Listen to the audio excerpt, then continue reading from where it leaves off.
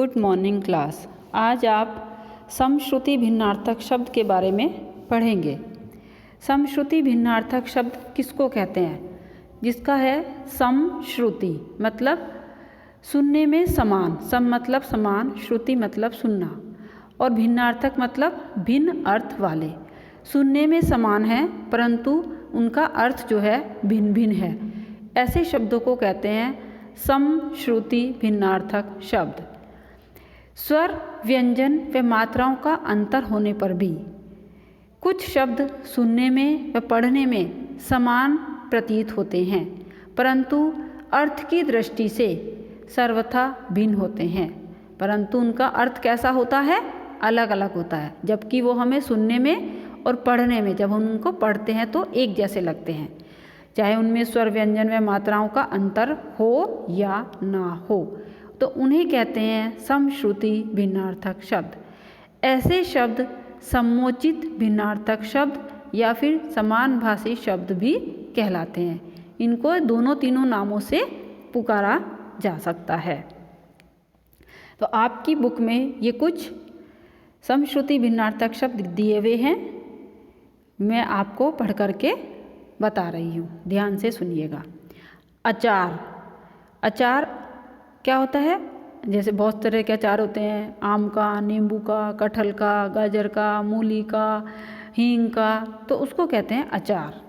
और आचार सिर्फ एक आ की मात्रा का इनमें अंतर है परंतु इनका अर्थ बहुत ज़्यादा अलग है। आचार मतलब हमारा आचरण, व्यवहार कैसा है, तो इसलिए जबकि सुनने में एक जैसे लग रहे हैं अचार, आचार, तो परंतु इनका अर्थ जो है वो भिन्न भिन्न है। फिर है अचल, अचल मतलब पर्वत, अचला पृथ्वी। ये देखो इसमें भी एक आ की मात्रा का अंतर है और दोनों में कितना अर्थ की भिन्नता है। नंबर 3, अम्ब मतलब माता और अम्बु मतलब पानी। इसमें भी एक ऊ की मात्रा का अंतर है, लेकिन अम्ब यानी कि अम्बा जिसको कहते हैं माता और अम्बु पानी। नंबर 4, कुल यानी कि वंश, किस कुल में पैदा हुआ है भाई तुम, ऐसे पूछ लेते हैं। और कूल, कूल मतलब किनारा। नंबर 5, कर्म यानी कि काम और क्रम यानी कि सिलसिला यानी कि सीक्वेंस यानी कि नंबर, सीरियल वाइज, उसको कहते हैं क्रम। फिर है चालक, चलाने वाला यानी कि जिसको कहते हैं हम ड्राइवर, और चालाक जो बहुत ही तेज होता है, चतुर होता है, उसको कहते हैं चालाक। एक ही आ की मात्रा का अंतर है परंतु अर्थ की दृष्टि से दोनों में भिन्नता है। नंबर 7, चर्म, चमड़ा, और चरम अंतिम। भाई ये तो इसकी बेवकूफ़ियाँ तो चरम सीमा पर पहुंच गई हैं, या इसने तो उन्नति में चरम सीमा को पार कर लिया है, ऐसे कह देते हैं ना। तो चरम मतलब अंतिम और चर्म मतलब चमड़ा। नंबर 8, छल, कपट, और छाल यानी कि किसी भी चीज़ का छिलका ऊपर का, उसको कह देते हैं ना छाल। तो छल किसी के साथ कपट करना, छल करना। नंबर 9, जलज, कमल, और जलद बादल। बस एक में जा लगा हुआ है और एक में द। तो जलज मतलब कमल, जो कमल का पर्यायवाची भी होता है, और जलद मतलब बादल। जल्दी यानी कि शीघ्र, और जलधि यानी कि समुद्र। जल्दी कर लो भाई, शीघ्र कर लो, बहुत देर हो रही है, जल्दी जल्दी करो, उसको जल्दी कह देते हैं। और जलधि यानी कि समुद्र। तरंग, लहर, और तुरंग, घोड़ा।